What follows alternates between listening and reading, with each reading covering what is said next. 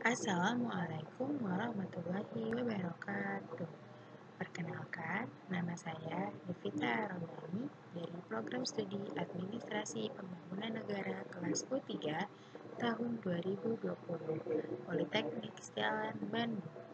Di sini saya akan menjelaskan materi dari mata kuliah Dasar-Dasar Kebijakan Publik.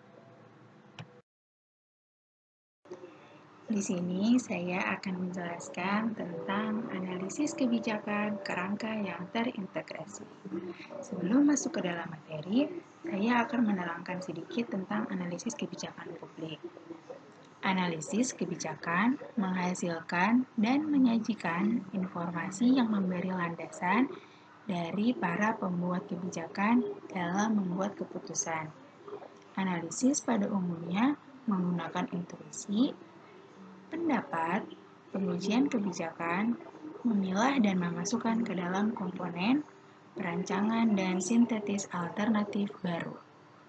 Nah, disiplin ilmu sosial terapan, analisis kebijakan publik ini diambil dari berbagai disiplin dan profesi dengan tujuan bersifat deskriptif, evaluatif, dan preskriptif.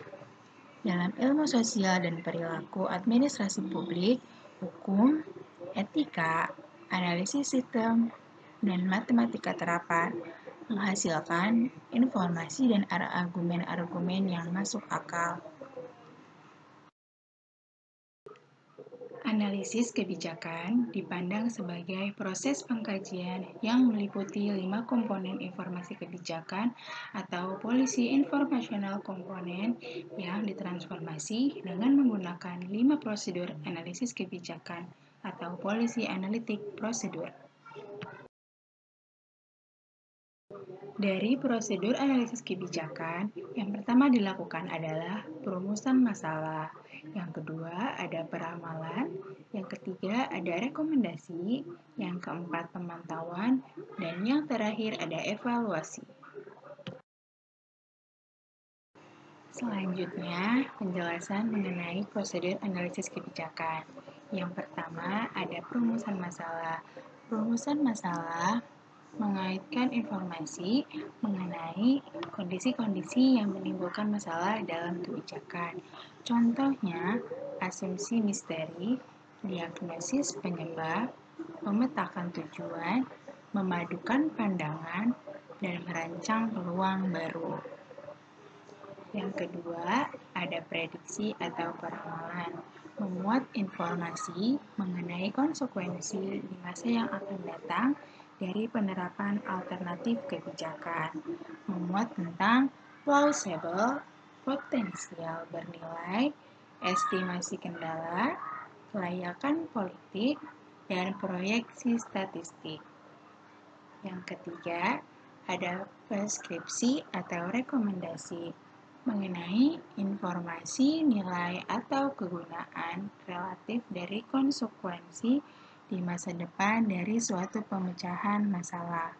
Terdapat estimasi resiko dan ketidakpastian, ada akibat ganda, kriteria pilihan, dan pertanggungjawaban administrasi. Yang keempat, ada deskripsi atau pemantauan terkait dengan informasi konsekuensi di masa sekarang dan masa lalu dari terapan alternatif kebijakan mengenai monitoring tingkat kepatuhan, menemukan akibat, identifikasi hambatan, dan penanggung jawab. Dan yang terakhir ada evaluasi mengenai nilai atau kegunaan dari konsekuensi pemecahan masalah. Terdapat keberhasilan penyelesaian masalah, klasifikasi dan kritik nilai, penyesuaian dan perumusan ulang masalah. Nah, dari penggunaan prosedur analisis kebijakan memungkinkan analisis untuk mentransformasikan satu tipe informasi ke tipe informasi yang lain. Dari informasi dan prosedur bersifat saling tergantung. Mereka terkait di dalam proses dinamis transformasi informasi kebijakan atau polisi informational transformation.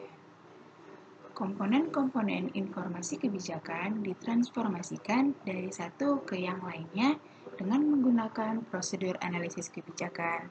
Seluruh proses diatur melalui perumusan masalah yang diletakkan pada pusat kerangka kerja.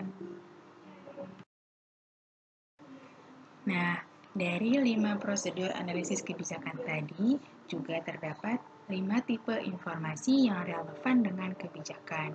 Yang pertama, ada masalah kebijakan atau policy problem, mengenai nilai, kebutuhan, kesempatan yang belum terpenuhi yang dapat diidentifikasikan, diperbaiki, dan dicapai melalui tindakan publik, atau kesalahan identifikasi menyebabkan kesalahan yang fatal. Yang kedua, masa depan kebijakan atau policy future, mengenai konsekuensi serangkaian tindakan untuk pencapaian nilai, penyelesaian masalah, perlu kreativitas, wawasan, intuisi, pandangan, dan pengetahuan. Yang ketiga, ada aksi kebijakan atau policy action, mengenai gerakan yang dituntun oleh alternatif kebijakan yang dirancang untuk mencapai hasil yang bernilai. Konsekuensinya positif dan negatif. Terdapat aksi, hambatan, legal, dan ekonomis. Meramalkan dan mengevaluasi konsekuensi aksi. Yang keempat, ada hasil-hasil kebijakan atau policy outcome, mengenai konsekuensi yang teramati dari aksi kebijakan bersifat ke depan juga ke belakang. Dan yang terakhir, ada kinerja kebijakan atau policy performance, mengenai derajat hasil kebijakan yang memberi kontribusi terhadap pencapaian nilai, terpecahkannya atau tidak terpecahkan. Selanjutnya, ada analisis kebijakan berorientasi pada masalah. Analisis ini bertransformasi dengan menggunakan prosedur analisis kebijakan, yaitu perumusan masalah, peramalan, pemantauan, evaluasi, rekomendasi, dan memungkinkan analisis mentransformasikan satu tipe informasi ke tipe informasi lainnya. Informasi dan prosedur bersifat saling tergantung terkait dengan proses dinamis transformasi informasi kebijakan. Komponen-komponen informasi kebijakan ditransformasikan dari satu dengan yang lain.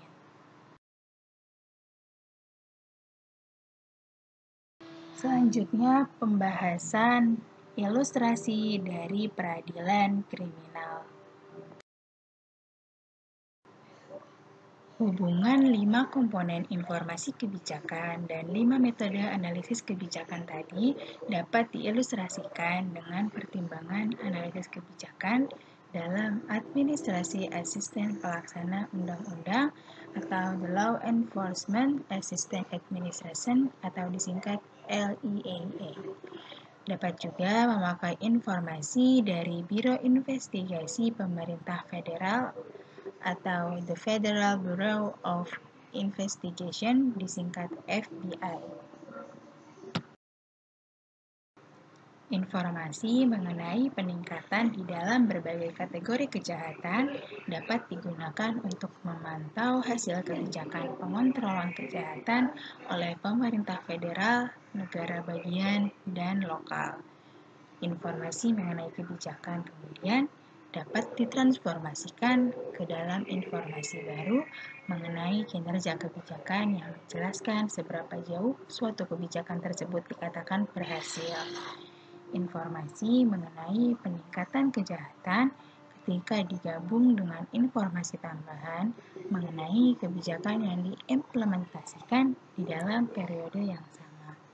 Dengan demikian, peningkatan kejahatan dapat didefinisikan sebagai masalah yang muncul dari ketidakefektifan pelaksanaan undang-undang yang ada.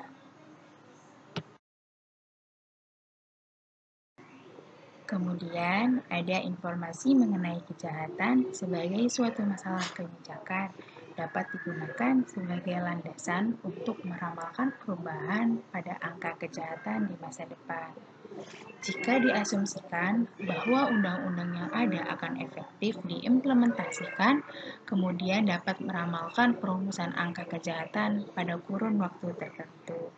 Demikian juga, jika kejahatan diformulasikan sebagai masalah ekonomi, kita dapat meramalkan bahwa penambahan dalam lapangan kerja akan memberi kontribusi terhadap penurunan angka kejahatan.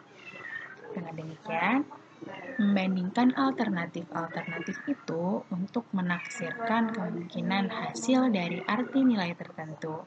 Akhirnya, penyusunan masalah dapat digunakan untuk mengidentifikasi hasil kebijakan yang tidak terantisipasi atau tidak teridentifikasi kembali standar kinerja kebijakan. Selanjutnya akan membahas tentang logika yang terkonstruksi melawan logika yang terpakai. Dari analisis kebijakan memiliki tujuan metodologis mempelajari kekurangan dan kelebihan metode dan teknik analisis kebijakan publik. Keterpaduan informasi dan prosedur merupakan rekonstruksi logis analisis kebijakan. Kemudian, analisis kebijakan dengan praktek bisa sesuai dan bisa tidak karena variasi karakteristik analisis dan keadaan institusinya. Logika yang digunakan analisis dalam praktek sebagaimana dibedakan dari rekonstruksi logis mencerminkan variasi yang muncul baik dari karakteristik individual, para analisis, dan keadaan institusional di mana mereka bekerja. Nah, faktor-faktor yang mempengaruhi variasi yang digunakan analisis. Ada apa aja ya? Yang pertama ada langgam kognitif. Dalam langgam kognitif terdapat disposisi personal yang relatif stabil terhadap cara-cara berpikir yang berbeda-beda mempengaruhi praktek analisis kebijakan. Yang kedua, ada sistem insentif kelembagaan. Terdapat orientasi yang berbeda terhadap analisis yang telah ditemukan di dalam lembaga penelitian kebijakan lintas sektoral. Yang ketiga, ada peranan analitis mengenai kebijakan membawa atau memainkan peran sebagai pengusaha, politis, dan teknisi. Yang keempat, ada sosialisasi profesional mengenai disiplin yang berbeda-beda untuk mensosialisasikan para anggotanya ke dalam orientasi dasar yang lebih tradisional terhadap analisis kebijakan. Yang terakhir, ada hambatan waktu institusional mengenai para analisis bekerja di bawah waktu hambatan yang ketat.